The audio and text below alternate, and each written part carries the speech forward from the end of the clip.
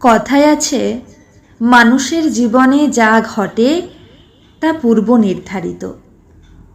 আমিও আমার এই ছোট্ট জীবনে বহুবার তার প্রমাণ পেয়েছি।